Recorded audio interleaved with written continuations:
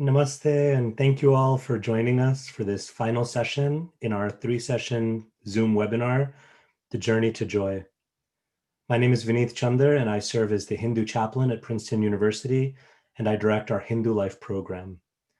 I'm joined by my dear colleagues from the Dharmic Life program at Georgetown University, Hindu Life at Yale University, and Tufts University Hindu Chaplaincy, who are all co-sponsors of this special series. We began this exploration with a simple question: how, in the midst of so much seeming despair, hopelessness, and suffering, can we discover our purpose and serve others? Our 4 esteemed guest speakers have responded to this simple question with answers that are both simple in their purity and profound in the depth of wisdom that they carry. In the very first session, Swami Sarva Priyanandaji so expertly drew on Vedantic frameworks to chart out a course for us to shift our consciousness. He expressed the urgent need to shift from distraction to focus, from selfishness to selfless service, from division and hatred to love, and from ignorance and delusion to self-knowledge and realization. Sadhvi Bhagavati Saraswati Ji echoed Swamiji's call, powerfully challenging us to rethink our paradigm of joy itself. As long as we consider joy to be an external object, to be attained, achieved, or consumed, we remain limited and frustrated. Instead, Sadhviji reminded us, by engaging in spiritual practice and mindful action, we open up to the reality that the joy that we seek is intimately within us. The journey to joy is a journey home to ourselves. But how do we manifest this shift in consciousness in our own lives? In yesterday's session, Sister B.K. Shivaniji's eloquent and lucid presentation offered us practical wisdom on cultivating sattva, clarity and goodness in our lives. She encouraged us to commit to daily practices of gratitude, forgiveness, meditation, and spiritual study. What does it mean to be a real Karam Yogi? Sister Shivani suggested that we harmonize our sadhana with our responsibilities by working in the world in a meditative spirit and in the mood of service, seva bhav. In a similar spirit, Radhanath Swamiji's thoughtful and heartfelt presentation gave us a roadmap that culminates in the heart's greatest expression of joy, pure love. Sadhana, satsang, sadachar, all of these, and of course seva, all of these allow for us to experience unconditional, unmotivated, and unending divine love.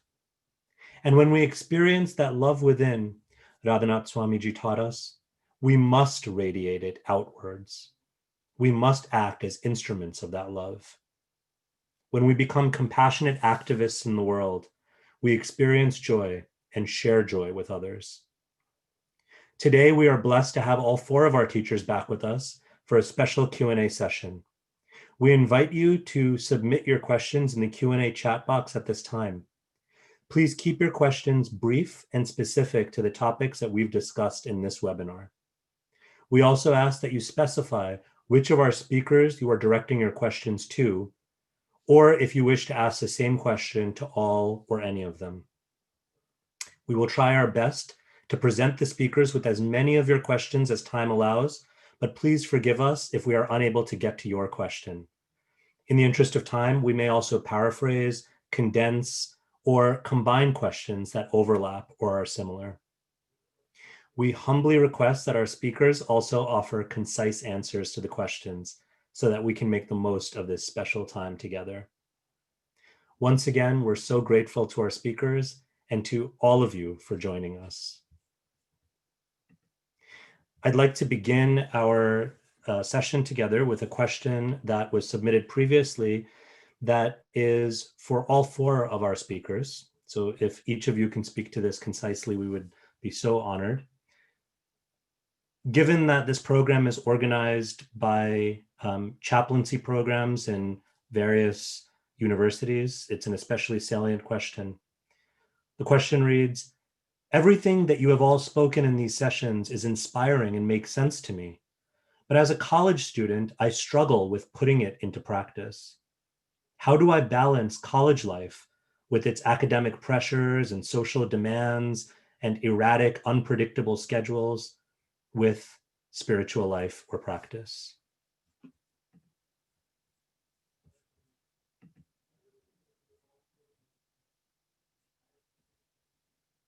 Perhaps Swami Sarvapriyanandaji, you can begin. All right. Yeah, that's a very good question. And it's not just in college life, but also, in family life or in corporate life. These questions come up. How can we put into practice all that we have learned? Go deep into your philosophy of life. If you make up your mind that you are a spiritual seeker, then everything else will fall into place. Even your college work, your assignments will also become part of your spiritual practice. The second thing to do is to convert our daily life into spiritual practice. If we make a sharp division between what is secular and what is sacred, generally the sacred will lose out. The demands of college life, the pressures, the demands on your time and energy are so much that there's very little left over for prayer or scriptural study or meditation. So if you can do your assignments as a spiritual practice, your college activities as a spiritual practice. Remember, the Gita was taught in the middle of the battlefield. It was not taught in an ashram or on even in a university classroom. So if it's possible to spiritualize daily life in the worst of circumstances, which is a battlefield, I think we can all do it in our lives too.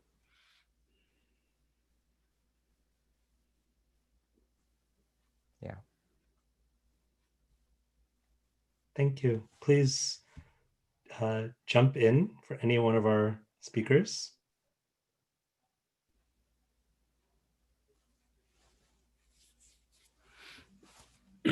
As Swami Sarvapriyanandaji said so beautifully, this is what we face throughout our lives.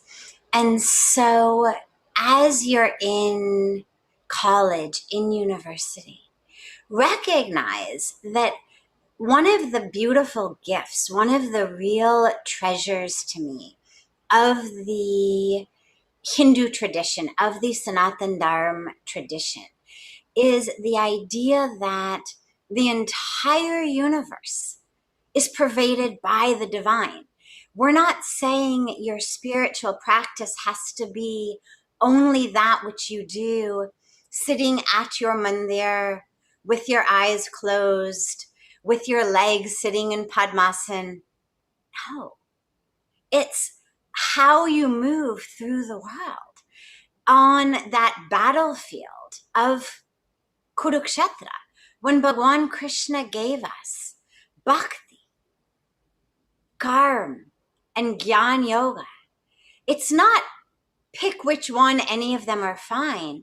It's actually that life, a spiritual life, is this tapestry of all of them. And they're all supposed to infuse our life every minute and every moment. So ask yourself, how can I bring more love into my life? Bhagwan Krishna has told us that he resides in all. The divine is in all. So how can you bring that love for God when you're in class, to your professors, to your fellow students, to every blade of grass, to every tree that you walk by, to the person giving you rice in the cafeteria? Can you love God in them?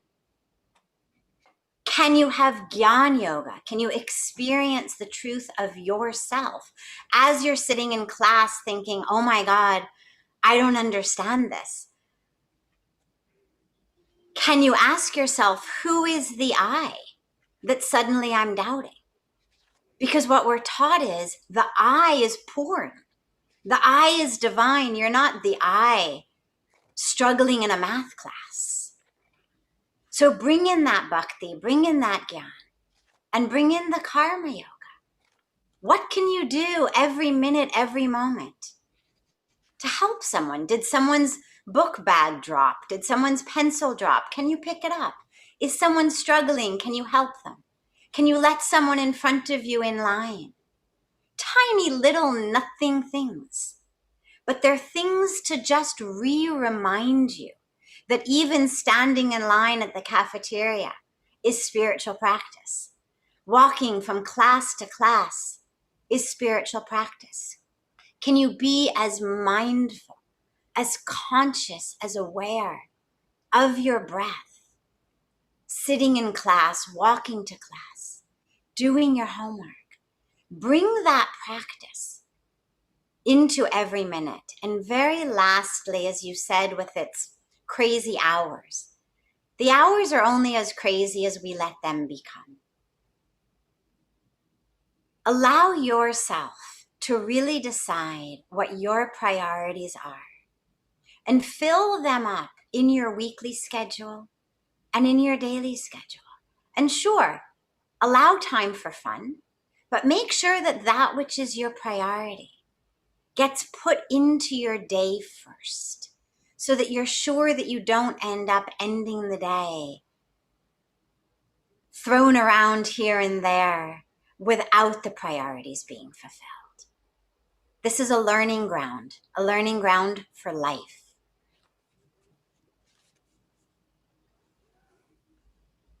Thank you. So beautiful. Radhanath Swamiji, would you please add some response to this question? I could try. Thank you. Thank you. A similar question was asked to Prahlad in the Srimad Bhagavat. And he spoke these words of wisdom, which I believe could be applied to each and every one of us at all stages of life. Komara achade pragyo dharmad bhagavatan iha, durlabha manasan janma tad apyatruvam arthadam. Time is precious. Our tendency is, as Swamiji has explained and Sadhvi Devi has told, our tendency is to put things that are sensually tangible as priorities of our life. But really, what is the priority of life? In order for our studies, our career, our relationships, everything to have substance and quality, we do need to maintain and develop a spiritual connection. Each of us has a body and a mind, and we have social and occupational responsibilities, but we are also the eternal soul. Balance is so important. We have a responsibility to give appropriate time to all of these different aspects of our life. And most important is our spiritual development, the responsibility we have to God, to the souls of others, and to my own enlightenment, because that's what will give joy and meaning to every other aspect of our life. So it cannot wait. It is so important to recognize how precious every moment of time is. And we should not neglect what is most important. And that requires intelligence. Intelligence in the sense of how we organize and balance our life so that we do give appropriate time. Somehow or other, however busy we are in our studies or career, we find time to eat. We find time to sleep.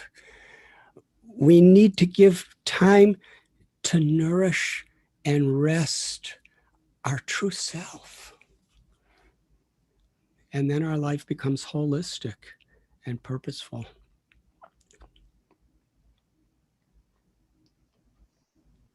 Thank you, Maharaj. Didi Shivani ji. Om Shanti. Like beautifully shared and explained, it's all about priority. I need to first understand what spiritual practice will benefit me in my day-to-day life. Otherwise, we keep spirituality as a separate part of life and my college as a separate part of life.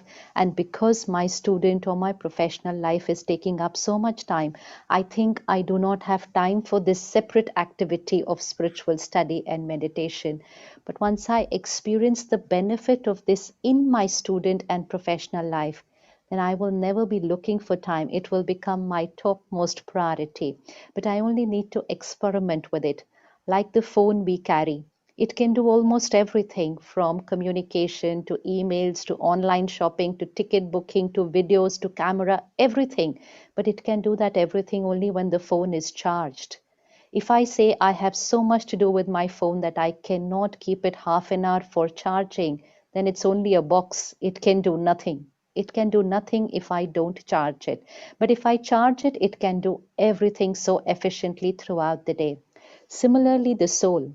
Every thought we create creates our emotional health, our mental health, radiates to every cell of the body, creates our physical health, radiates to people, creates our relationship, radiates into the environment, creates our consciousness of the planet, and most important, is a part of your education. That's happening from here. So everything that you are doing is happening from this energy center. Can I say to myself, I don't have time to charge this energy center? It's when we don't do that, then we have stress, anxiety, then we have depression, anxiety, then we have relationship conflicts, then we have issues with our body, then we have climate change issues. We have everything, and it all can be resolved. Start charging this inner battery. So don't think it requires separate time. Understand it's the foundation of your life. This is the seed of your life, and the rest is the tree. If you try and water this every leaf and fruit, you're always busy. But if you spend a few minutes to water the seed, the tree of your life will always be nourished and healthy. So just take it up as an experiment. Give yourself 2 months and say, this 30 minutes of my morning is for my meditation and my sadhana. Just do it like an experiment. At the end of 2 months, you decide whether you want to continue or it did not benefit you. And everyone here is certain what you are going to experience after those 2 months. So just take it up as an experiment and you are going to create miracles. And all those words that you said with your student life, pressure, crazy, this, the turbulent energy words will all disappear. And you're going to say it's a very serene, calm, stable, happy experience. That is my college life. Thank you so much. Pranams and namaste and good morning to our esteemed guests. I'd like to ask the next question. This is going to Swami Sarvapriyananda. As parents, how can we help our children to move from distraction to focus, especially in this age of social media? How can we help young children, for example, age 6, to build a spiritual foundation before they become involved with social media? Swamiji. I think that's a really good question. I remember Daniel Goleman, the psychologist and author who popularized the term EQ. And his recent book is on focus. He said he's been worried about this. He has got moms and teachers and corporate HR people all reaching out to him asking about this new epidemic of restlessness, of distraction. So this is a very good question. One thing is creating a taste. I've seen that if you create a taste for something higher where a child can focus, whether it is a subject that the child likes to study, whether it is music or art or something where the child's energies are actively engaged. A lot of social media is basically a passive consumption and just plain distraction without building up anything. So to replace that with an active engagement. So see if you can create a love for, it could be any academic subject, it could be a hobby, it could be anything which channelizes the energies of the child. The second thing is example. That if you have a calm household, you can't have parents on their screen constantly and then tell children not to go to their devices. So the parents also need to lead by example. And the third thing is structure, especially for young children. So there must be time off from devices where there's no compromise. There is no leeway there. This is the time you're allowed to spend time on these devices. And this is the time when you're not allowed to spend time on these devices. You have to do something else. So a higher taste, leading by example, and structure. I guess that would be the way to go. Thank you so much. The next question is for Sister Shivani ji. A combination of participants' question of in the moment, how does one control their anger and not snap out quickly, especially given the example of the traffic jam or in the current COVID context, losing one's job? How would you advise one control in the moment? One is that you cannot control it in that moment. You cannot. It is a practice and a stamina which we build up over a period of time. We practice every day. It's like you say, there is an epidemic. How do I create my physical immunity in that moment? I cannot create it in that moment. It's a lifestyle that I have been creating, which builds up our immunity, and then we are safe even if we are surrounded by an epidemic. Similarly, we are surrounded by situations and people's behaviors. They are not going to be my way. But if I build up my emotional stamina, that's the reason why we do that daily practice of meditation and spiritual study. It builds up our emotional stamina, which means my way to respond to a situation. Second, the belief system. We're living in a society where the belief system is anger is normal. Anger is necessary. So as is the belief system, so will be my reaction. Let's shift to the right belief system. Peace is natural. Compassion is normal. Empathy is what is natural. So shift of belief system, because belief system will influence my response during the situation. Early morning, preparation of how I'm going to be during the day. Take up a few thoughts. I am a peaceful being. Second, I am a powerful being. I don't get affected by people and situations. I'm a powerful being, which means I'm emotionally strong. I am the creator of my every thought and feeling. Visualize your day. Whatever comes today, I respond with respect and dignity. Prepare your day on the mind here and then walk with dignity throughout the day. It's going to be very simple, very, very easy. Just keep that little time every morning to prepare yourself for the day. Like we take out time for our physical health, you exercise, you walk, you take a good diet, physical stamina. That early morning, 30 minutes meditation, spiritual study, preparation for the day, and most important, the right belief system. Anger is an emotional disease. Peace and compassion is natural. It's my nature, it's my sanskar, and I bring it out into practice. And in case you react, just sit back for a minute after that, rewind the scene, and see yourself responding another way so that the new response gets recorded here. And the next time another scene comes before you, you will respond a different way. Thank you, Didi ji. That was a lovely response to the question. Very, very deep and meaningful. This question is for Sadhvi Bhagavati Saraswati ji. And the questioner wanted to ask Sadhvi ji, is there a technique that will allow us to follow current events in a way that will allow us to at once be aware of what's going on, but without being stressed or depressed, even if the negativity is about people who claim to follow our dharmas? And I think there's a second addendum to this question, which says, in your talk, you said social media is the worst, but I came to know about this event today through social media. And we're having this webinar only using social media tools. How do we reconcile? Beautiful. So, first of all, never be afraid by paradox. Spirituality is about expansion. Expansion of our minds, expansion of our awareness, expansion of our consciousness, expansion of our experience of the self. So sometimes if there are pieces that feel to you paradoxical, don't allow that to scare you. I'll come back to the explanation about it, but it's very important as we are on a spiritual path to allow that space for yes and rather than either or, which is how most of us live. So first of all, with regard to the technique of being present even in the midst of the negativity without it impacting us. And of course, there's so many types of negativity.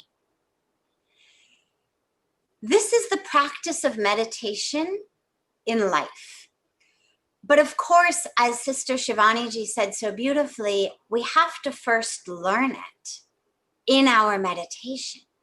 So as you are meditating, your toe itches, right? A fly lands on your nose. Your knee starts to ache. You smell blueberry muffins coming from your neighbor's window, right? And there's two options of what we do with that. One is we go with it. Ah, blueberry muffins. And we allow our mind to go off into the muffins. Or we allow our mind to go off into the fly or the ache or the itch. But then that's not meditation. Then we've lost the meditation. In meditation, we simply bring the mind back. We bring it back. We bring it back. Not with judgment, not with berating ourselves, not with saying, oh, you're stupid, look, you got distracted by a blueberry muffin, but just with love, with great love and compassion for the self. We just keep bringing the mind back, whether it's back to the breath, back to a mantra, back to a prayer, whatever we are meditating upon. We just bring the mind back. And it's important that we not take up what actually I realize is a third option, which is to try to vigorously and violently push away the things that are trying to distract us. So then we become, I'm not going to think about blueberry muffins. I'm not going to think about the fly on my nose. And what you realize is, what is filling your mind? If I am not thinking about blueberry muffins, what is my mind full of? Blueberry muffins. So not thinking about something actually fills your mind with it just as much as thinking about it. And this is what we do a lot with thoughts that come, emotions that come, feelings that come, whether from within or they come from the world outside and they trigger us within, is we try to push them away so vigorously that all of our attention and our focus actually gets wrapped up in not thinking about it, in not being negative.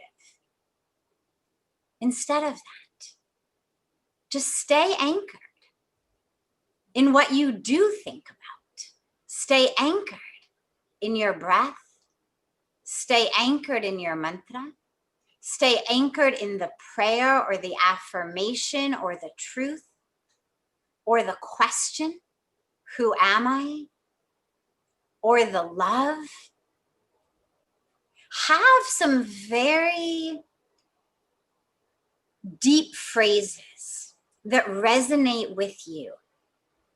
If you have mantras that you chant, wonderful. But if not, I remember personally, I waited about 2 years for my Guru Puja Swamiji to give me a mantra, but I knew the power of mantra. And so for 2 years before he would officially initiate me into mantra diksha, I chanted, I love you, Krishna. I love you, Krishna. I love you, Krishna on my mala because I wanted a mantra. And so if you have one, great. If not, something that resonates deeply with you, who you are, what you love in God, that piece of who you are, that truth of who you are, that wholeness and fullness of who you are. Stay anchored in that. Keep going back to your breath, but also on a very logistic level. So that's the internal technique. Logistically, just like you would never eat junk food that you knew was going to make you feel horrible if you were trying to maintain physical health. In the same way, we have to be just as careful about what websites we visit, what social media we scroll, in whose company we associate, whose gossip we're listening to, what TV we watch, just as we don't run off with random thoughts that we don't want to follow. Similarly, don't run off with a TV show just because it's on or a social media thread just because it popped up. As I said the other day, do not be a slave to an algorithm. Just because it's arrived on your screen doesn't mean you're supposed to run with it. And that brings us into the second piece, which is social media is a tool. It is a wonderful tool for connecting, for sharing, but it becomes the worst when we surrender our own mind, our own spiritual life, our own priorities, our own truth, scrolling news feed. And that's where it becomes really insidious, whether it's simply stealing our time in distraction, whether it's stealing my mental health, because we know through lots of scientific studies that there are very, very specific and direct links between amount of time spent on social media and depression, anxiety. So use it. I'm not saying you have to go off of social media, but use it consciously. Spirituality is about consciousness, right? We live consciously. We eat consciously. We speak consciously. We sleep consciously. We walk consciously. We relate with each other consciously. So why would we leave our consciousness at the door when we get onto social media? Don't. Maintain it. And have a set amount of time. Have that structure that Swami Sarvapriyanandaji spoke about, so that you don't end up just running off and wondering where the last 2 hours went. Use the tool, but don't let the tool use you. Sadhviji, thank you so much for your relatable examples and practical wisdom. My next question is directed to Ratanath Swami Maharaj. Everything you've spoken is so beautiful and practical, and it doesn't seem like one needs to follow any particular religion to love God. Why then do we need rituals and ceremonies such as puja? Do these have value, or are we supposed to transcend them? Thank you.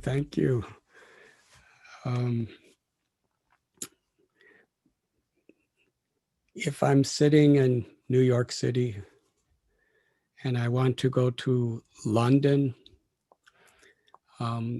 there may be several airlines that go to London, but then there are many airlines that go to other places.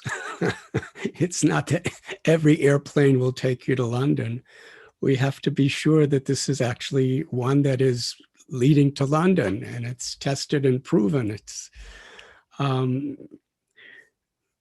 But just to sit in New York City at the airport and say, well, there are so many airlines that are going to London and they all will bring me to London, you don't get anywhere. It is important to learn, what really is the ultimate goal of life, and we have to have the ambition, the enthusiasm to get there, but then we need to get on an airplane. And we can't get on all the airplanes at the same time. But if you get on one authorized airline that takes you to London, then you achieve the goal of all the other airlines. But you have to get on, you have to practice. And our chanting of God's names, our prayers, our pujas, all of these are sacred methods of purifying the heart to awaken the enlightened state of the soul, to awaken that love for God that's within us. And in the Bible, it is said the great commandment is to love God with all your heart, mind, and soul, and to be compassionate, to love your neighbor as yourself. In Sanskrit, there's a beautiful phrase, palena parichiyate, that you can understand something by the result. There may be many trees in the forest, but when we see an apple growing from a tree, we know it's an apple tree. So we can understand something by the result. And Sanatana Dharma is about awakening the eternal spiritual nature of our true self, as has been so eloquently described by all of our speakers. And in order to be focused, to be dedicated to the process of purification, it is recommended by all of our great teachers of all of our great paths to follow a path. And what's really important in today's world is there's the sadhya and there's the sadhana. There's the path and then there's the goal of the path. And what makes dharma or spirituality or religion universal is while we're following our particular rituals, our particular sacred meditations, chanting practices, is we're focused on the goal of purification. Otherwise, we become sectarian, we become arrogant, we become fearful because we think that the path itself is the goal. The path is loving service. The path is the awakening of the Satchidananda, the bhakti, the prema of the soul. And we have to be following our particular path with that goal in mind. And if we do it in that way, then we'll really appreciate all the passengers on all the other airlines that are coming to the same destination that we are. Thank you, Maharaj. This question comes from a group of people and it's put together. So this question is being asked to both Swami Sri Sarvapriyanandaji and also Sri Radhanath Swamiji. So it goes like this. What inspires a spiritual practitioner to perform selfless humanitarian service in this material world? Must it be God? As a thoroughly secular seeker, what are ways I can understand and incorporate devotion, one of the crucial elements of the path to joy, in my practices and life? Perhaps we can start with Swami Sarvapriyanandaji and then Sri Radhanath Swamiji. Yes, it can. The motive power for altruistic work, for selfless service, can both be God, a theistic reason for that, or it could be thoroughly secular also.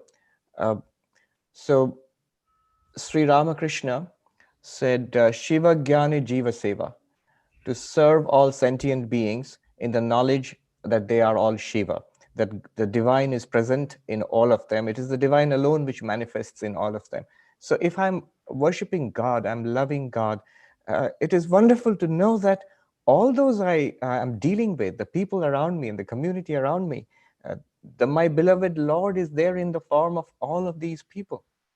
And that formed the basis of the service performed by the Ramakrishna order, or people following the teachings of Sri Ramakrishna or Swami Vivekananda, that we are not doing social service. When we run a school or a hospital, or conduct relief activities after a natural disaster, we are serving the Lord, the same Lord we worship in the temple, the same Lord we meditate upon when sitting in meditation, the same Lord we seek in philosophical inquiry into Vedanta, is the same Lord we are worshiping, as Vivekananda put it, my God the poor, my God the sick, my God the ignorant. So worshiping through giving education, through giving food, through giving medicine, all of that becomes spiritual practice.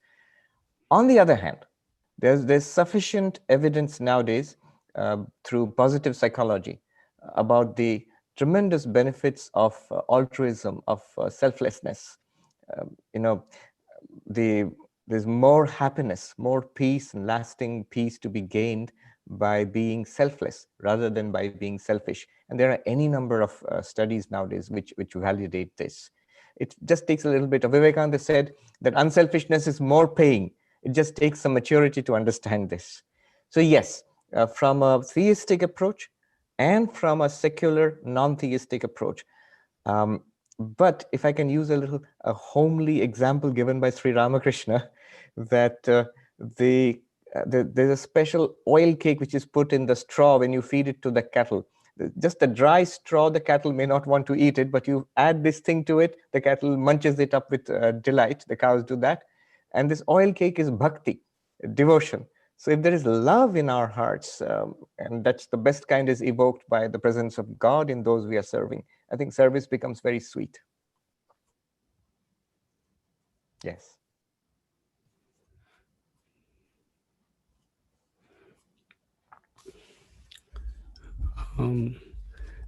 There are different levels of selfless service. Selfless service is when the idea of paradukkha dukkhi, where we're feeling the sufferings of others as our own, and we're feeling the happiness of others as our own. And this is the natural quality of an enlightened person. But there's various levels of enlightenment. There's in the mode of goodness, when we want to help someone,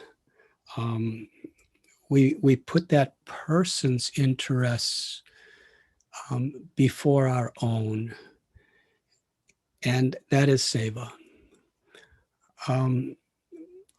There's the body, there's the mind, and then there's the soul.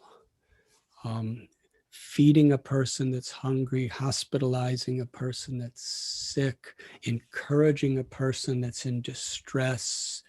There are various ways we can financially help people. These are ways of selflessly serving the bodies of others or the minds of others. From a spiritual perspective, we understand that the living force within everyone is the spirit. And the spiritual path, the path of God consciousness, gives us the ability, the empowerment to not only serve and help the body and mind of others, but also to uplift their souls beyond death, to actually bring people to closer to that, to God's love within their hearts. And in order to give that, we need to cultivate it ourselves. Yes, there is selfless service in the sense of philanthropy and altruism, but when it's built on the foundation of understanding the needs of the souls in others, then it becomes holistic service and complete service. The answers are resonating so deeply. I'm amplified and magnified. Thank you. Our next question is for Sadhviji and Shivani about how does one know if the inner guidance being received is coming from the mind or deeper consciousness, especially going out into the world, out of self-study, into the world? Do we need a guru? What is the role of guru, and how do I discern?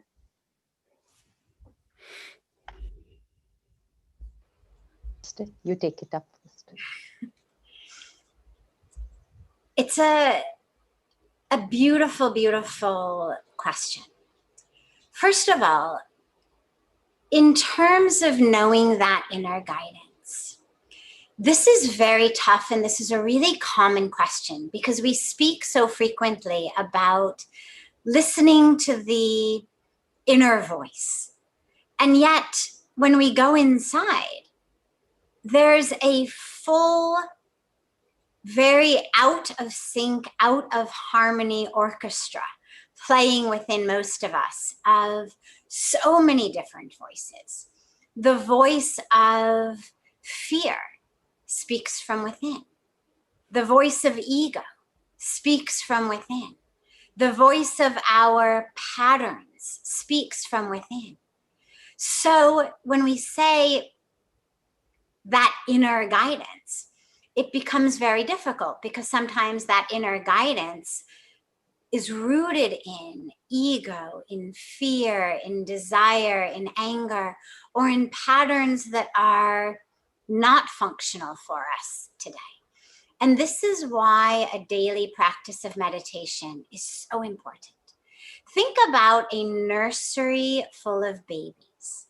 Now, imagine that you are standing just outside the door of the nursery. What do you hear from inside? Lots and lots of crying babies. That is true as long as your child is not inside the nursery. But the minute that your child in that nursery starts to cry, you immediately know, oh, that's my baby. And you run in to get them. Now, to an onlooker, they would think, how in the world do you recognize the sound of one crying baby over the sound of 50 other crying babies? The only way is you are so connected to that child. You have spent so many hours with that child on your breast, on your chest, holding that child. That child is you. You know that child.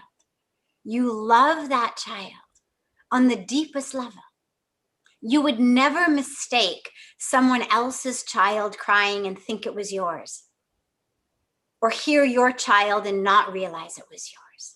Something inside, even if you're in the middle of a conversation talking to someone outside the door of the nursery, still, the moment that your child starts to cry, you rush in because that connection is there. But a random person who walks up to the nursery that day and you said, okay, your test is you have to tell us which crying baby is child A, which is child B, which is child C. It's impossible. They can't do that. The voices all sound the same. Now, this is why we meditate every day. Because as you meditate, or one of the reasons we meditate every day, as you meditate, you become so close to that presence of the divine within, so close to the presence of truth within. You become literally immersed in, submerged in, filled with that presence of truth, that presence of divinity, that presence of knowing. Such that then when there's a moment in your life that you need to know which is that inner guidance, how to know what's my ego, what's my fear, what's my dysfunctional patterning, and actually what's the divine voice. You're going to know because you've got that connection. So that's the most important piece. The other piece to realize is that which brings us into a greater sense of connection with others is much more likely to be that real inner guidance. Whereas that which tells us, push everyone else out of the way, it doesn't matter, do whatever you need to do to get ahead, chances are that's the voice of ego. That's the voice of ignorance. So the voice that speaks to the truth of oneness, the truth of fullness, the voice that tells you you are peace, you are love, you are truth. Share that, spread that. That's going to be that voice of inner guidance. And the more you listen to it, the more familiar you'll get with it. So when it's giving you more specific information, you're going to recognize that voice already. Thank you so much. Beautiful. Like so beautifully shared, it's that connection of the parent and the child. But that connection does not get created the day I am confused and I need an answer. So I cannot go and talk to my parent the day I need an answer. It is a connection which happens daily, every moment of my life. And that is meditation. In meditation, we connect with the divine power, with God, a very beautiful relationship where we can have a communication with the supreme power. All of us have experienced. You think of someone, you pick up your phone to call them, and before you connect, you have their phone on the receiving end, and you say, did I call you or did you call me? They said, no, I called you. You said, no, no, I called you. How did this happen?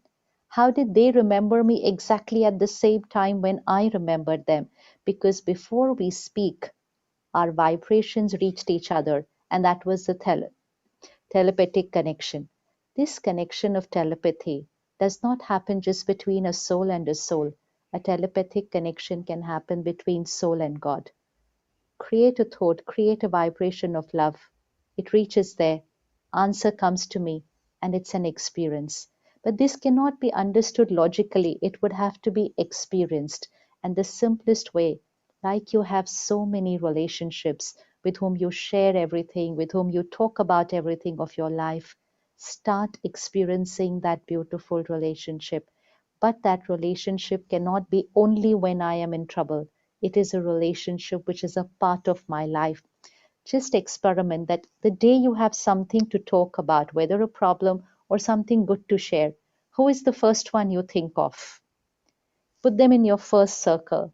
Then think who is the next person you think of you want to share it with. Put it in your second circle. Then next two names. Put it in your third circle and keep drawing your circles. And then check which circle was God there. Was God there in any of the circles with whom you wanted to share what was there on your mind? Maybe your circle had your parent, your child, your spouse, your friends, your cousins. God didn't come into any of the circles.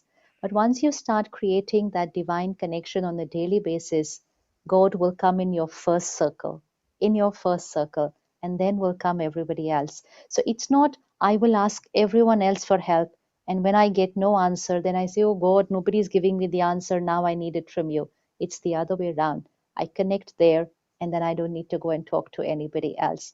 But that connection is daily. It's always like any other, like you would call up your mother for everything that you want to share. You will talk to the divine for everything that you want to share, not just problems, but everything. And you're leading a life of surrender, where you surrender daily, share daily, that this is what I have thought for the day. You please guide me. Is this what I'm supposed to do? Please use me throughout the day to do what needs to be done. And then really, you don't need to talk to God about your problem, because like a parent will give you the answer before you ask the problem. You don't have to go and tell your parent, you know what, I'm in this problem. The parent is already there for you, because the parent knows everything about you, because you're sharing on a daily basis. It's the same relationship with God. And when you get that answer, you will have no doubt about it. Otherwise, my mind can have two thoughts. Should I do this? Should it be this? But once I get that answer from the Supreme, you will find your mind absolutely silent, even if it will seem illogical, even if the whole world will not agree with your answer, even if you're the only one who's thinking that is right and everyone else is there. Your mind will not create a single thought, no, no, no, because it is so strong. The whole world can be on that side, and I'll say, I know from where this answer has come, and this is what I'm going to do. So there will be not a single thought of doubt or fear when you get that answer from there, even if you're the only one doing it. I realized that the second part of the question with regard to the need of the guru, we hadn't addressed. So coming back to that for a moment, because it's such a core piece. The guru, in Sanskrit, the word guru literally means the one who removes the darkness and brings light. Now, what is that darkness? It's not the darkness of who you are. Who you are is pure, is divine. But it's the darkness of ignorance. It's the fact that we forget who we are. And we start to move through the world, both the world of our own minds, as well as the world of our relationships, of our careers, of our life, in ignorance, identified as this physical body. We think, I am this. I am the color of my skin. I am my bank account. I am my career. I am my age. I am my relationships. And we identify as that. And when we identify as that, that is the soil in which suffering begins. Because if I identify as this body, then every pimple, wrinkle, gray hair, every problem that comes to this body, every pound in the wrong direction, right? It becomes a problem. I suffer. If I identify as my career or my bank account, then every time something happens, my bank account goes up or down. I get fired from my job, or my boss doesn't like the presentation I gave. Suddenly it's not about a job or a presentation or a pound or a pimple, but it's about me. All of those become about me when I'm identified as that role, that physical body. And so our teaching is that the end of that suffering is the awareness of the truth of who you are. Now, in theory, you don't need a guru. There's no rule that says thou must have a guru. But the dilemma is, if you have an ego, if you have even an iota of ignorance or a tendency ever to stray toward ignorance, the guru is that divine presence that brings you back. For me, I feel very much like a lump of clay. I think about a potter's wheel. And I know when I came to India at 25, came to the feet of my guru, I was a lump of clay.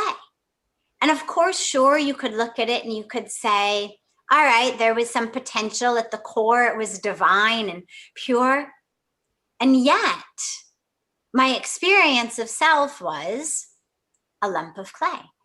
And then the guru puts this lump of clay on a potter's wheel. And yeah, you get spun around and you get metaphorically hit into shape. And you get thrown into a kiln where it's hot. And at the end, what ends up happening is the guru takes this lump of clay and turns it into something that is not only beautiful, but more importantly, that which is useful. You become something of use to the world, whether, whatever has been made out of that clay. You become a tool, an instrument, a vehicle, a vessel of that guru's light, of that guru's wisdom, of the truth. And so, since I know for me, yeah, there's ego. Yeah, there's ignorance. Yeah, there's darkness. Yeah, there are moments when I identified as a role, as my history, as something that had happened to me. Moments that you get lost in the external situation. And the guru is the one who always brings you back into the light of the truth of who you are. And this is the last and feels really important point, because along with this, the question always is, how do you know who the real guru is? And one of the ways is the guru is the one who shines the light of you on you. The light of the guru is not a spotlight that the guru is shining on himself or herself. The light that the guru brings is the light to see the truth of you in you, who shows you the presence of the divine in you as you, and therefore that you're able to see in all in the world. So I am a very great advocate for having a guru, because why not? If there's a guide, if there's a map, if there's some divine assistance walking this path, why not? Thank you, Sadhviji and Shivaniji, for illustrating the need to cultivate inner and outer conductors to help chorale our discordant orchestra and lead to our spiritual molding and discernment. Our next question is for Swami Sarvapriyananda. Swamiji, if we help others with their material needs or wants, they will be happy, but only for a limited time. We may be acting unselfishly, but aren't we condemning them to live a life in pursuit of worldly pleasures rather than real joy? Swamiji. I couldn't agree more.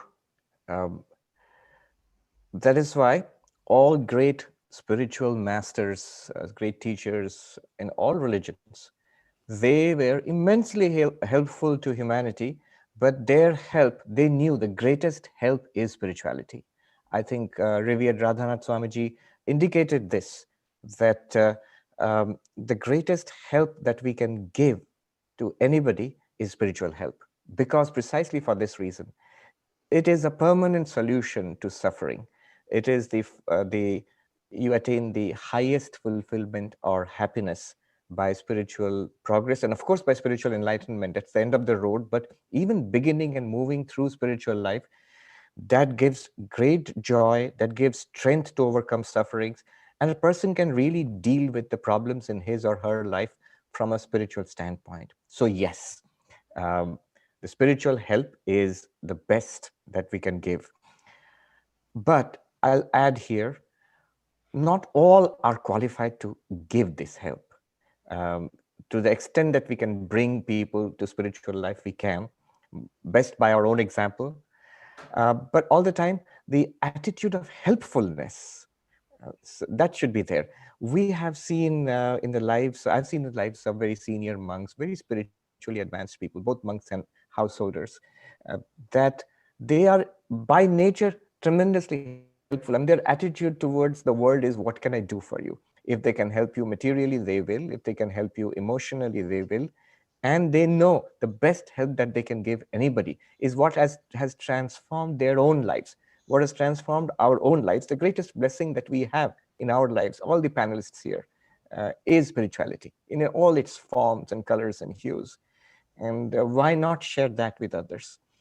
I mean, I entirely agree with the spirit of the question. But that attitude of helpfulness also includes material help. It also includes emotional support, and in all its forms. Yeah. Thank you, Swamiji. The beautiful qualifications we must seek to are such a great guidance for the spiritual help we seek. The next question is for Radhanath Swamiji and Sister Shivani ji. Our participant asks, how can we learn to forgive ourselves? Shame and guilt weigh heavily in my heart, and I feel I am not worthy of God's love.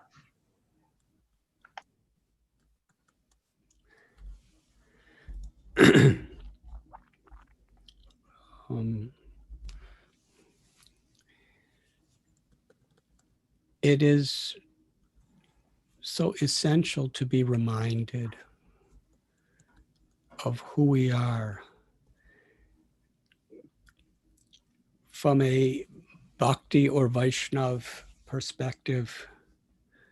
Nitya Siddha Krishna Prema Sadhya Kabunoi Sravanadi Sudichiti Koriyayutoi.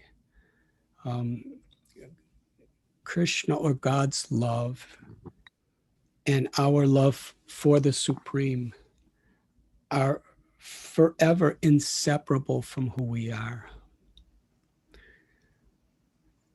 In truth, each and every one of us has unlimited relevance. I'm remembering one of my dear God sisters. She was a mother of 5 children, an activist in every way in her life. She was on her deathbed with only days to live. She had cancer.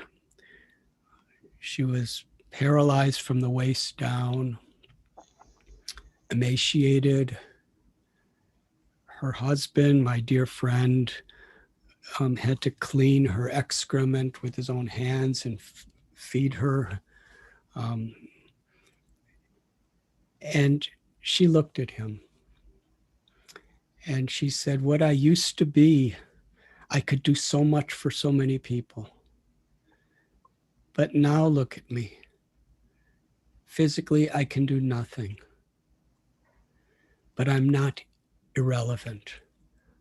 I have unlimited relevance because I'm a child of Krishna. I'm a child of God.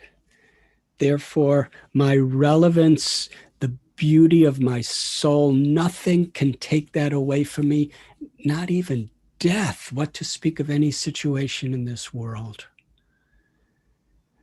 And then she smiled and her eyes twinkled in bliss. And she said, but I cannot consider myself better than anyone else because everyone is a child of God. And the beauty of God's grace is in every soul. Therefore, we all have unlimited relevance. So this truth, but in this world that we live in, we're so distracted by external desires, external distractions, as it was said. We need to be reminded of who we really are.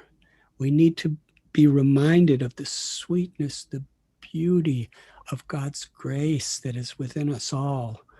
And that is why satsang, or association with people, who keep us focused on this truth. Sadhvi was discussing the guru. We need to be with people, like-minded people, who help us through the endless distractions of this world remember the beauty, the glory of who we truly are and the love that we possess. God's love. Sadhana is a time of the day when we put our full concentration, we dedicate a particular time just to, as Sister Shivani has so beautifully explained, to recharge the cell phone of our consciousness so that we actually have this charge of character, of compassion, of purpose, of happiness. We are charged with that, and then, through whatever activities we perform during the day, we become an instrument of love rather than just being bounced around by every different type of circumstance that happens in this ever-changing world. So being with good association, enlightened association, and having a dedicated spiritual practice helps us to remember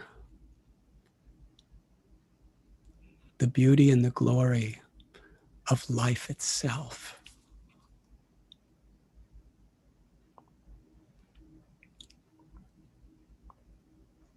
Thank you so much, Swamiji. When we say I'm not worthy of the love of God because I've made a mistake for which I'm guilty and I'm not being able to forgive myself, we think God is some human being whose love will change for me because I've made a mistake, because that's what we are used to around us, So someone who's very close to me will suddenly get hurt or upset because I've not done something their way. And so for a few moments, I feel they don't love me right now because of what I have done. And so I think God would be the same. But that's not the same. God is the ocean of love, the radiator of unconditional love and acceptance. God's love is like the sun. The sun is constantly radiating its light and power to us.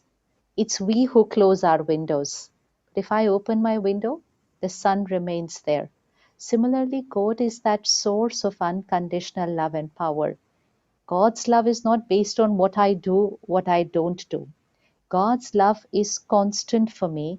Now it is for me to open that window and allow that love to come within so that I can heal the emotional wound that I have created. But if I create a thought that I'm not worthy of God's love, then I am the one who's closing that window, because I have created that barrier which says, no, I don't deserve this love into my life. So, first and foremost, understand, and that will happen when you create that relationship with God always, and then you will experience that God's love for you never changes based on what you do every day. Today you've been a good boy, tomorrow not a good boy. God's love doesn't change according to our behaviors. And so, like Swamiji shared, when we do our daily sadhana, our daily meditation, then any wound that gets created here, it could be a wound because of something that I have done in the past, that wound will start getting healed because of that love and power I experience, and because of that family. The gathering is like a family who also connected to the divine power is able to radiate that unconditional love to me, irrespective of what I have done. And when I experience God's love and the love of the people around me in that spiritual family, it gives me the strength to start loving myself again. I just need that little strength to be able to love myself again. If I allow myself to live in guilt, then I am allowing the experience of the past to live in the present. So, which means if yesterday I did something which was not right, and today I'm holding a guilt of what I did yesterday, Then yesterday was a little mistake. I went down lower in my vibration. But today, living in what I had done yesterday, I'm continuing with that. So I do not continue with what I did yesterday, but the best thing that I can do is the transformation, not the guilt. Transformation that yes, I shifted lower in my vibration by what I did. Today I connect above and take myself higher again, and then continue with my daily practice so that I remain at a higher vibration and I will not tip down again. But if I've made a mistake, then not a minute more to remain at that same vibration. Just jump up again by connecting to the divine.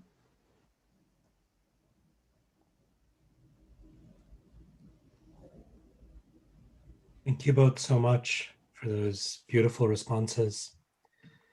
Our next question is a question on forgiveness.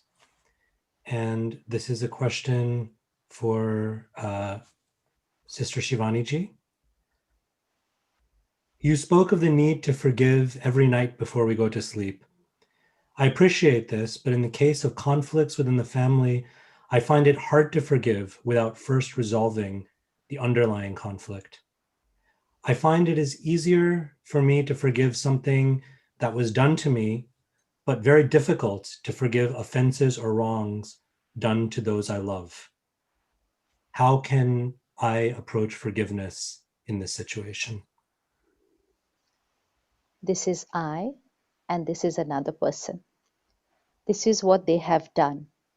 What they have done is their karma, and law of karma is working constantly.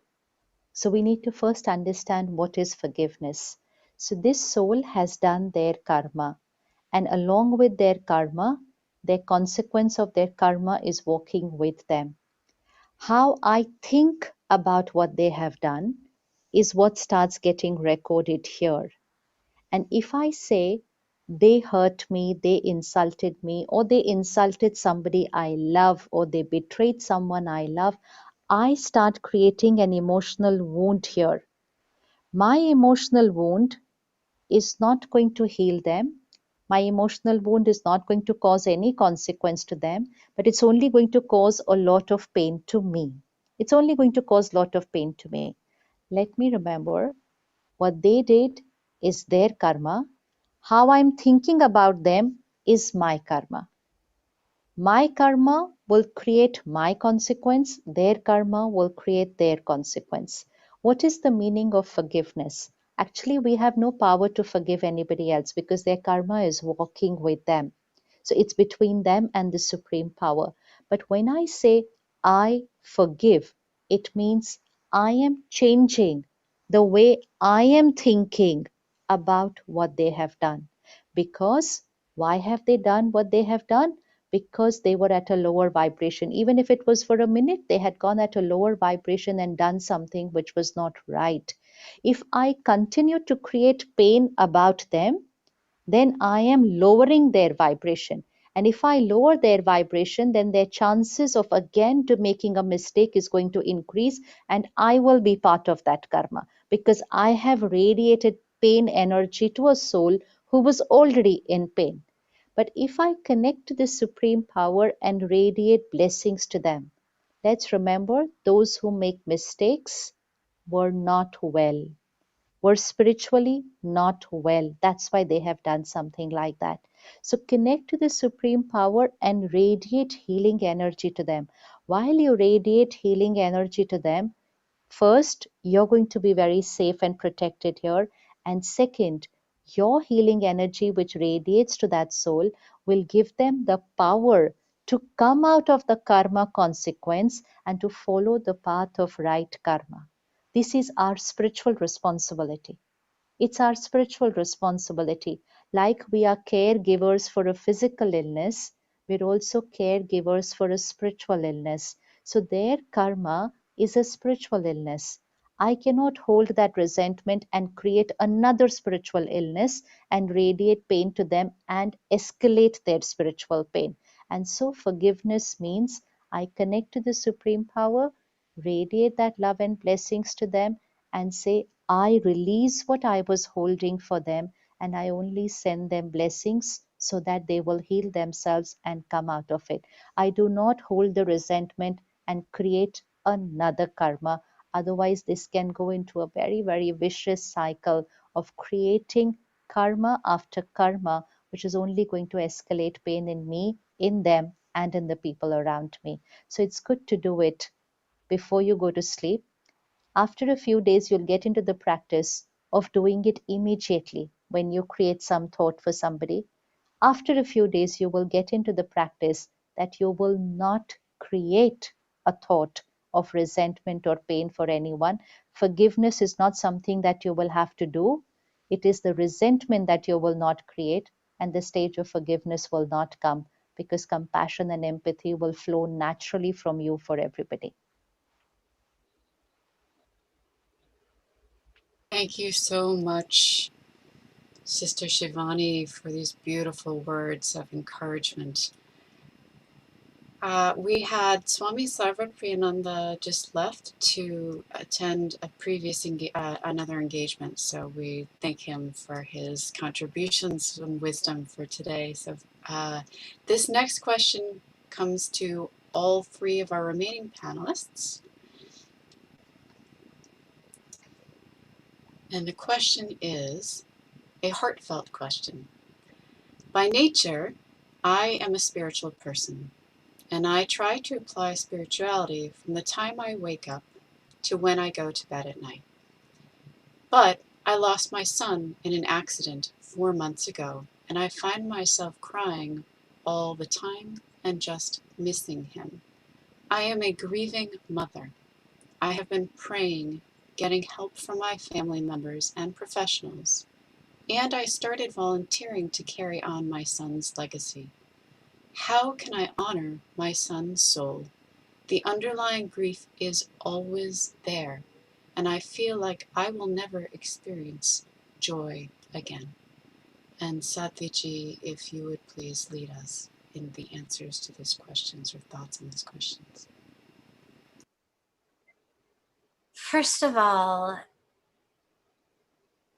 such deep, deep prayers and love and condolences for you at this time. This is an extraordinary tragedy, and it is not something that you should feel in any way guilty or less than or not spiritual because you haven't somehow snapped out of it fast enough. As your child came from you as you, he is still with you and of you. And so you absolutely will be able to experience joy again. I'll speak to that in a moment. But who you are in terms of the emotional being, the psychological being, even your way of interacting with the spiritual being, and that awareness within the spiritual being, that has been changed. And to acknowledge and honor how that has been changed is both in service of truth and also in deep honoring of your son. Now, what you've been doing actually is exactly right. Surround yourself with people who love you. Know that the entire world has not ended. Know that there is love for you, from you, for others in that environment. And serve. Whatever you can do in his name, in his honor, will keep you engaged in a way that it will bring that joy back to you. Because one of the greatest ways of finding and experiencing joy is in serving others, in experiencing that connection with others, that opportunity to serve the self in others. So it'll give you that, and it's a very beautiful way to keep him alive. But also realize he is still with you. And I know that doesn't diminish the amount that you miss his physical presence in your arms. But you should know, as I am sure you already know, as I'm sure you already experience, that he is still there. The physical body isn't, but his love, that love the two of you share, that connection is still there. And I am sure that you can still see him. I'm sure you can still hear him. And I would suggest don't listen to very well-meaning, but not always very skillful people who say, that's not true, get over it, because it is true. You can hear him. You can see him. It's just a challenge, a beautiful challenge to you, that instead of seeing him with these two eyes, you have to see him with the inner eye. And instead of hearing him with these ears, you hear him with the inner ear. You experience him, you feel him, you know him. Internally now, rather than externally. So know that to be true. And hold on to that. Because while his physical body no longer is here tragically, he is here. His spirit, his love. And just allow yourself the space to grieve. You can't rush this process. And it's different for everyone. Everyone will go through it in a different way, and however you are experiencing it is exactly right for you. But what you'll notice is there will be grief, and then there will be joy. When we are staying honest with the actual experience of the present moment, rather than letting ourselves get wrapped up in the story that we told ourselves yesterday or last week about how we're dealing with the grief, you'll find these waves, they come, they peak, they crash, and they dissipate. And the wave of grief will come, it'll peak, it'll crash over you. And then amazingly, there'll be a moment of joy. You'll think of something, you'll remember something, you'll feel something. You'll smile, maybe you'll laugh even. And then maybe from that wave, maybe there'll be another wave of grief. And that's okay. Whatever is present for you in this moment is okay. Hold it and yourself with love and with compassion, knowing that that joy can come back and will come back. And knowing that in every moment, you still have the opportunity, even though your beloved son is no longer with you physically, you still have the opportunity to choose love in every moment. And as you choose love, the joy comes back into your life. Thank you, Sadhviji, for these beautiful words of compassion. Radhanath Swami Maharaj, if you would go next, please.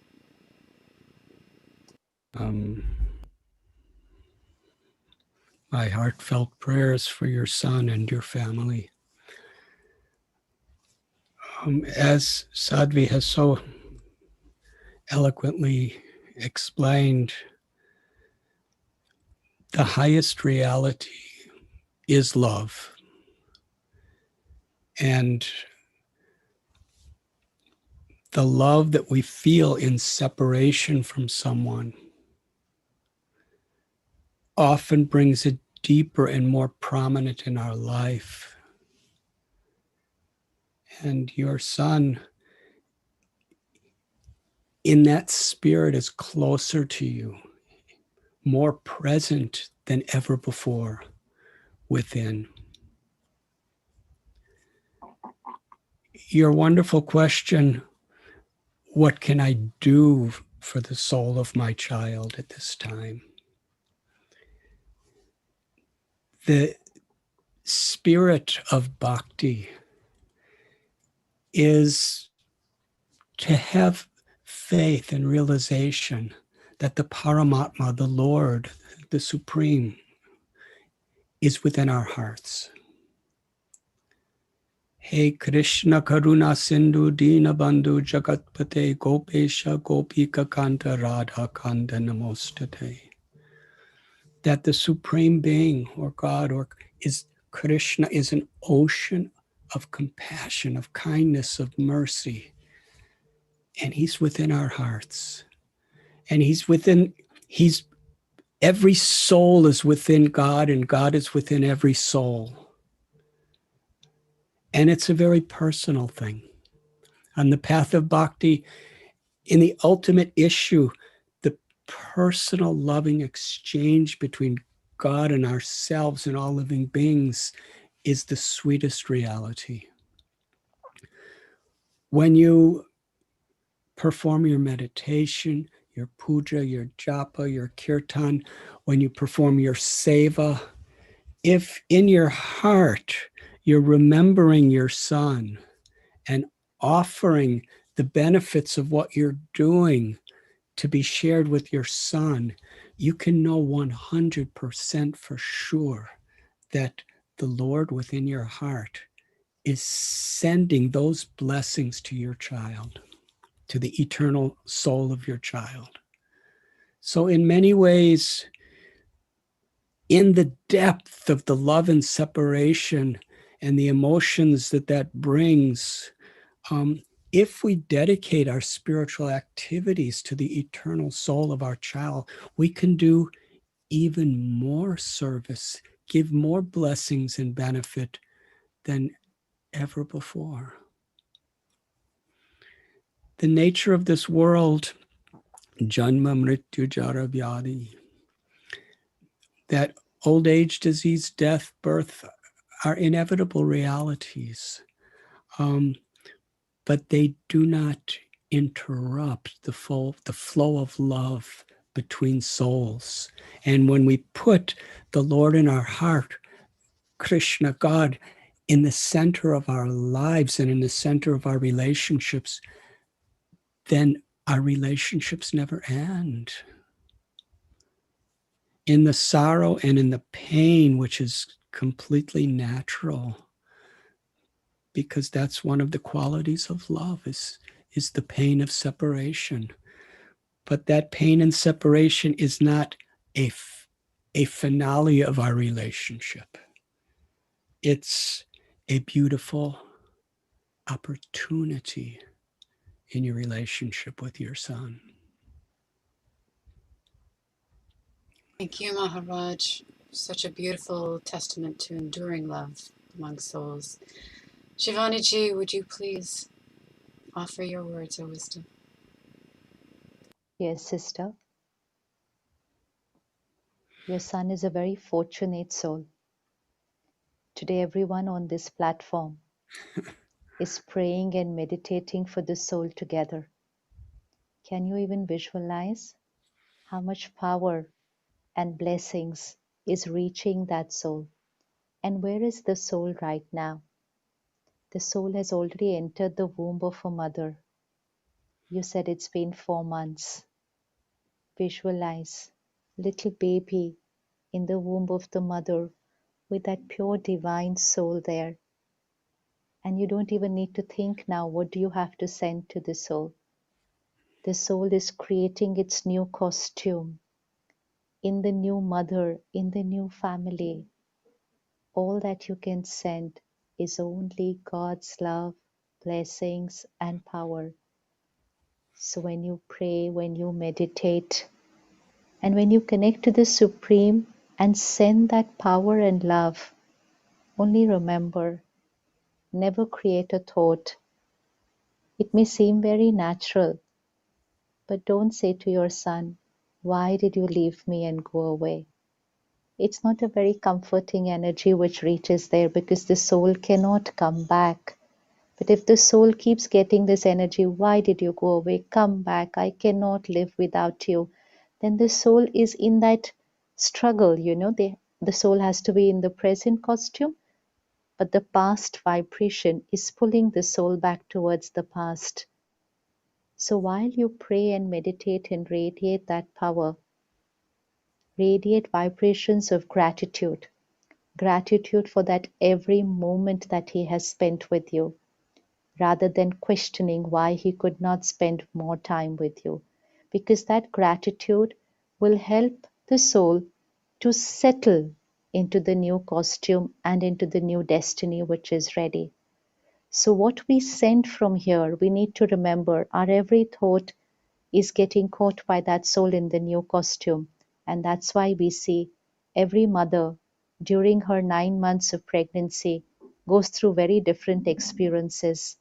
For someone, those 9 months is very comfortable, but for some mothers, those 9 months becomes a very difficult experience, even emotionally. It is because what is the emotional state of the soul in the womb of the mother? And that's also getting affected by the vibrations the soul is receiving from the past family. So there is a lot more. You radiated unconditional love to your child when he was physically with you. He's only not physically, but that unconditional love remains the same. And so now your priority is to heal him and his new body, and to make those 9 months a very comfortable experience for him, and then for him to start a beautiful journey. So only meditation and prayer and all the seva that you are doing, all the blessings will reach the soul and create a very beautiful destiny now.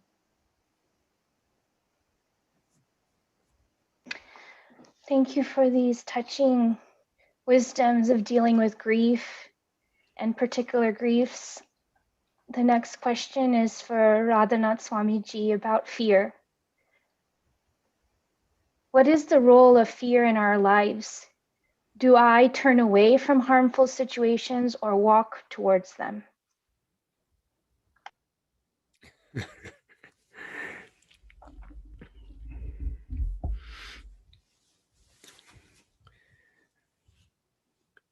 Fear can be something very negative, or it can be most positive, depending on how we respond to fear.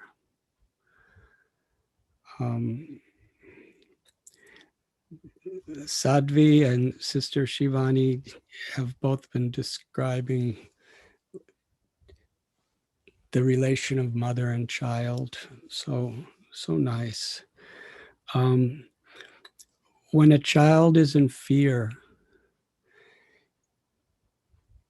it could be very debilitating if that child does not find shelter. But when the child in that fear cries for the parent, the mother, and the mother comes, then the child becomes fearless in the embrace of a loving mother. I'm just remembering not too long ago, I was giving a lecture in Dubai, and I was in this shopping mall. I had to walk through it to get to the venue of my talk. And it was huge. There was this gigantic aquarium, several stories high, with sharks and all these dangerous fish. And there was thousands and thousands of people and music playing and escalators. And I saw this little girl. Somehow or other, she was separated. She was about 5 years old, maybe. She was separated from her parents, and the entire atmosphere was so fearful. She was beside herself, practically paralyzed, and she was crying. And somehow or other, her mother heard the crying and was able to find her because of that sound among the thousands of people. And when she picked her up, I saw that the little baby looked really fearless. So there's a beautiful prayer, Bhaja Hure Mana Srinanda Nandana Abhay Charanara Vindare. That when we seek shelter of Krishna, of God, then we become fearless. So the fears of this world could help us to recognize the need to take shelter, or without that shelter, they could corrupt us in so many ways. So much of the racism and the sectarianism and the greed and other negative influences that are plaguing our society are born of fear. When we actually find shelter in God's grace, then we have nothing to fear. Then we don't respond on the basis of insecurity, but actually we respond on the basis of love and compassion and sincerity. And in this way, fear is a gift if it helps us to take seriously Sharanagati, seeking shelter of the higher power of the soul and God's grace.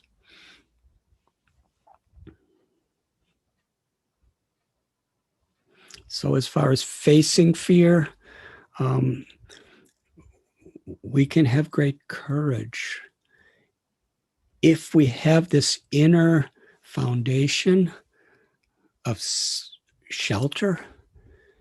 Then what is right, we are willing to risk anything for what is right. And we have a healthy fear of giving in to what will actually be harmful to myself and others. Thank you, Maharaj, for your words of wisdom and inspiration.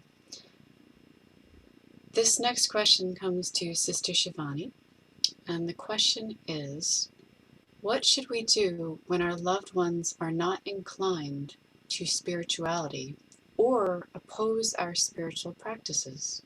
We do not want to ignore or reject them, but we also do not want to force them.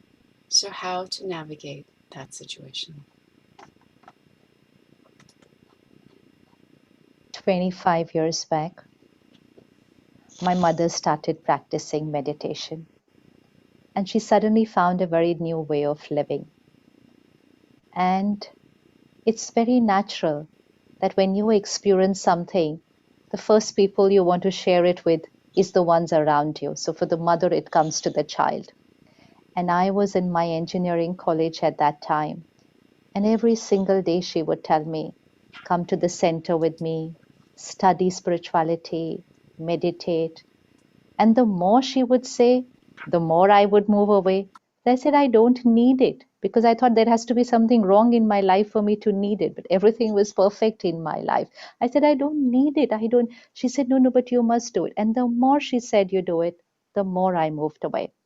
I still remember so clearly. Every night I would have my excuse ready what I'm going to give her next morning, especially on the days, there were specific days when she would ask me to come to the center. And one day it would be a stomach pain, one day it would be a headache, one day it would be I have a project. I always denied.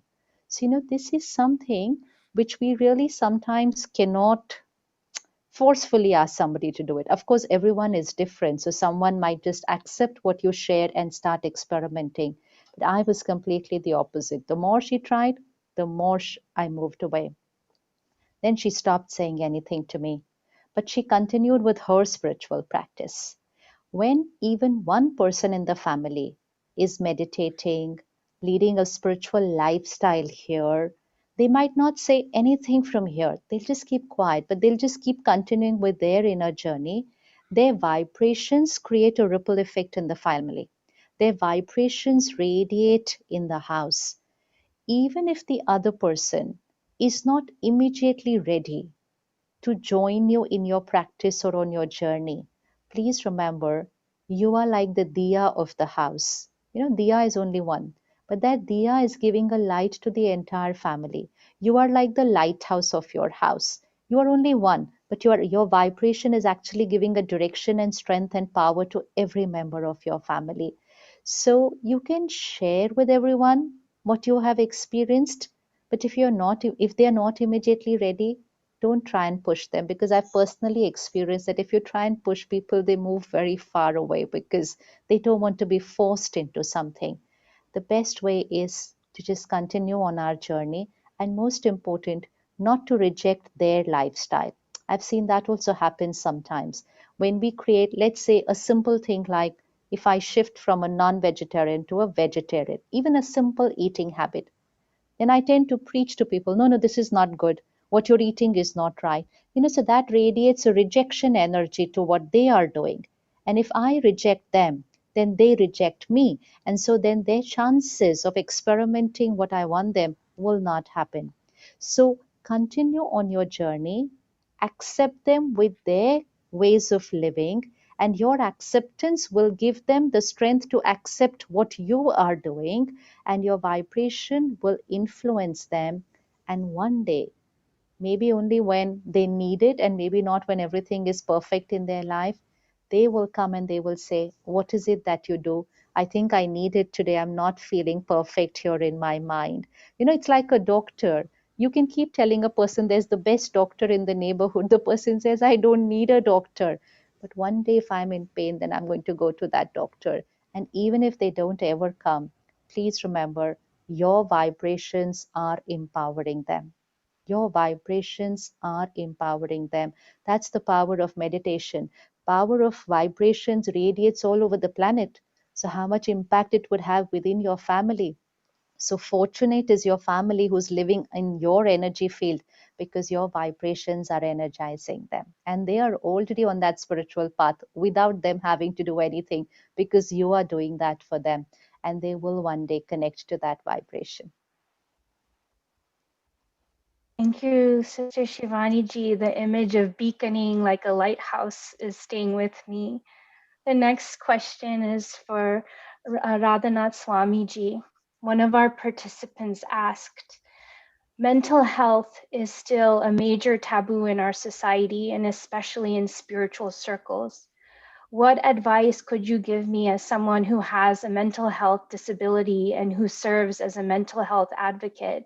You have inspired me so much, and I would like to integrate my mental health advocacy with spirituality.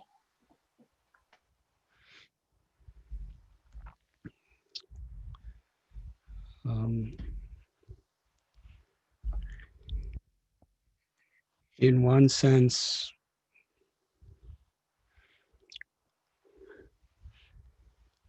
there is no obstacle that can stand between us and self-realization or God if we are just sincere.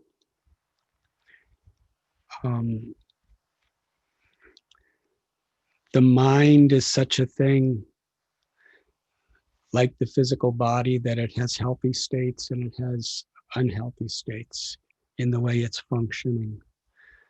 But what's important is, according to our abilities, to stay in the shelter of positive thoughts, positive people, positive energy, and always looking for the opportunity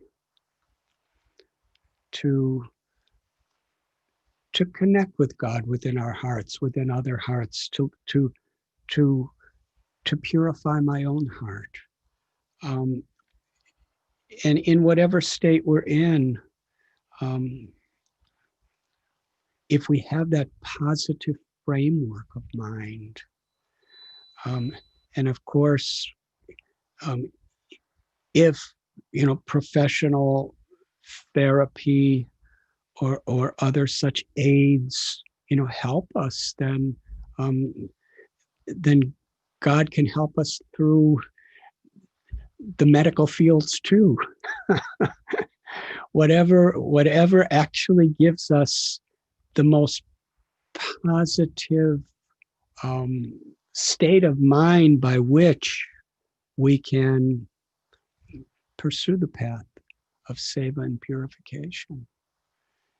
And I have seen that people who have had and who have mental health issues can be among the most enlightened, spiritually connected people in the world, because necessity oftentimes brings about a real focus on our real needs. So please do not be discouraged. Know that if we're sincere and we're really trying our best and we're seeking shelter, and we're trying to surround ourselves with positive energy, then there's a beautiful life ahead of us.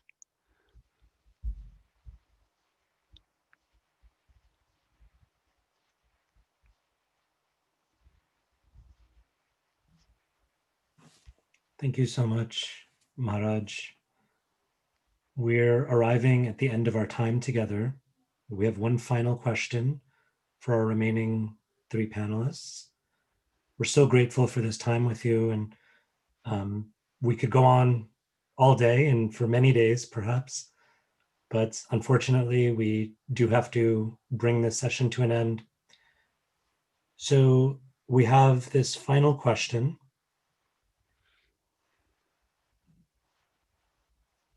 There is so much that seemingly brings us down and that brings us to a place of hopelessness.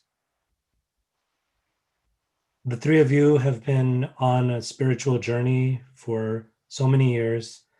What keeps you personally inspired and motivated after all of these years?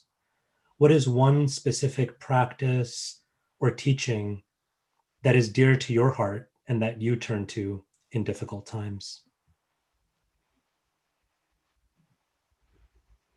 Perhaps Sister Shivaniji can start us off.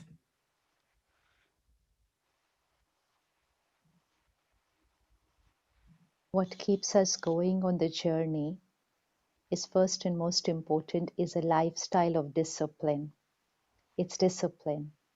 It's someone shared with me last week. I think it's in a book and very beautifully explained that in 1 year there are 365 days. If what you are today and you remain what you are today for 365 days, then 1 raised to 365 is equal to 365. So nothing changed in 1 year. But if you create a 0.01 difference in yourself on a daily basis, then 1.01 raised to 365 is 37.78. So you're going to be 37 times stronger at the end of 365 days if you only bring about that 0.1 difference on a daily basis. But if you do not bring about that 0.1 difference on a daily basis, you will not remain one for 365 days because the vibrations of the environment influence us and they bring us to 0.99 because that's also a very powerful factor.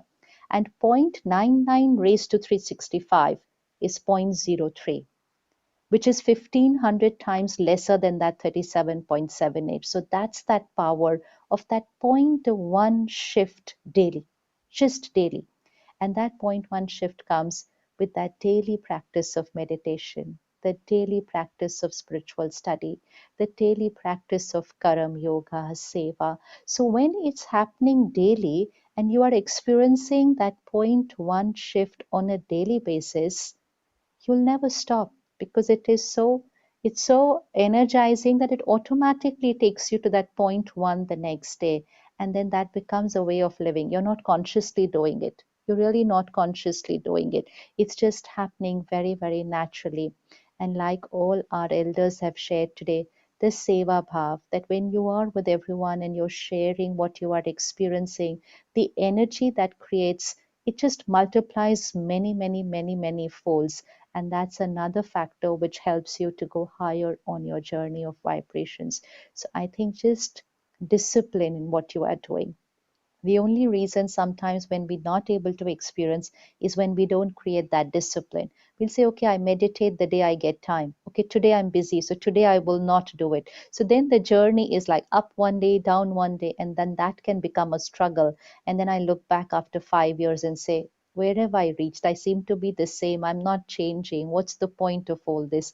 So just take that 0.01 step, make it a daily basis. Anything done daily creates miracles.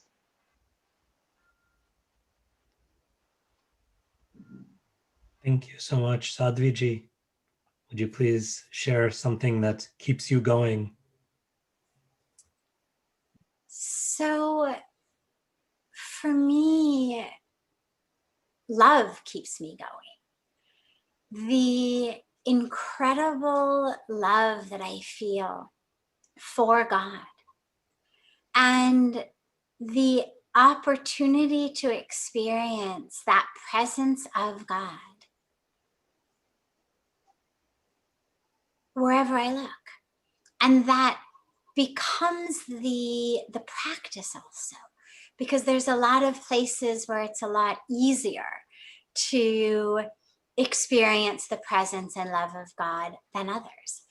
But the practice of choosing love, knowing that presence of the divine within, the presence of that infinite nature within is our highest nature, is our truest nature, and that the expression of that is love, is truth. And to be able to feel that love of God and that love for God in people, in children, in nature, in the trees, in wherever I go. For me, it's a practice, is how can I bring more love to this moment? How can I experience God's presence as love more in this moment?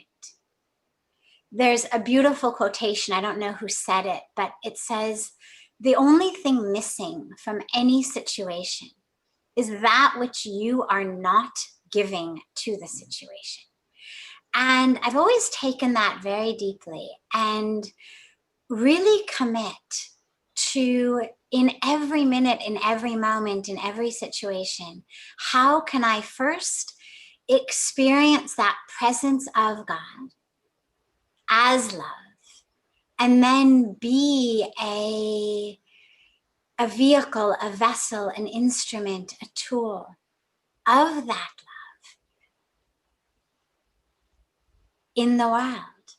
And yes, a practice, a daily practice. The best, most auspicious moment, the best muhurt is right now. Right now is the best moment to begin. And so I know most of us tend to like to wait for a New Year's Day or some other Monday I'll start, or on my birthday I'll start. And okay, choose the new moon, choose the full moon, choose Monday. But what I can tell you is the very most auspicious moment is right now. It's all we have. Start now. And then that presence in this moment, that love in this moment, that joy in this moment gives birth to the presence and the love and the joy of the next moment.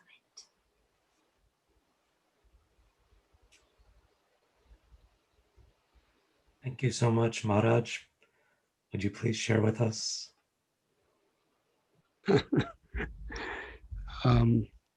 Personally,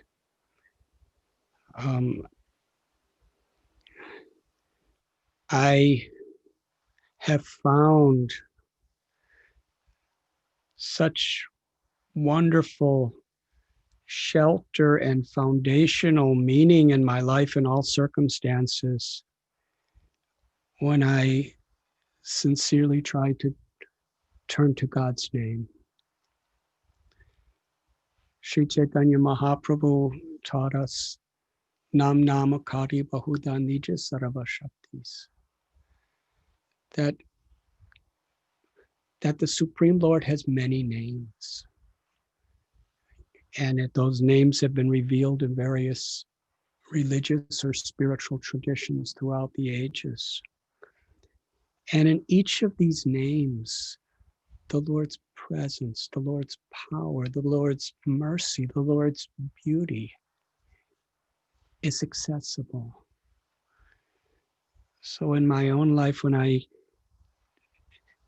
focus, whether I'm in a car or whether I'm about to give a talk to thousands of people, or whether I'm in a diseased condition, or whether I'm seeing the news of all the things that are happening, I want to make a positive difference. And so simple and so accessible is God's names. I chant this Hare Krishna mantra, and in that sound vibration, I can feel God's presence. And that makes everything in life so meaningful, because to be an instrument of the presence of God, the grace of God, is the greatest way to respond to any situation. And yes, in my life, chanting Krishna's names is where I find that center and that shelter.